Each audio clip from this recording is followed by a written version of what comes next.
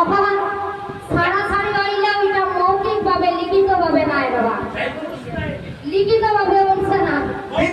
ভিতরে তো একটা মিল আছে, হ্যাঁ ভিতরে মিল আছে, ভিতরে মিল আছে, ভিতরে মিল আছে।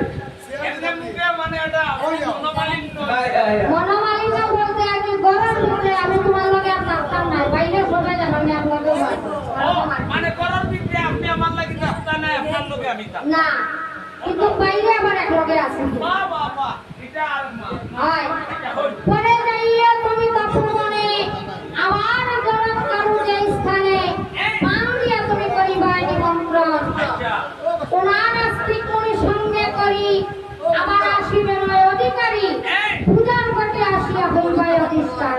উদার করতো আয় আয় আচ্ছা আচ্ছা পরে যাইয়া তুমি পরে যাইয়া পাতাল খুলে থাকালো আয় আয় আমি পারতাম না, হাতায় নেই আমি মাটির নিচে ঢুকতাম পারতাম না।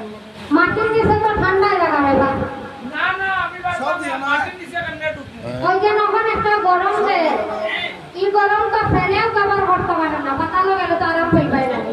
আরামর কথা নাই তো, ঢুকাটা হইলো হটি, ঢুকাটা হইলো রাস্তা খুলে দিলে তো দেখতে পারবাই না, রাস্তা খুলে দিলে তো ওই রাস্তা হইলে দিতে পারবাই না।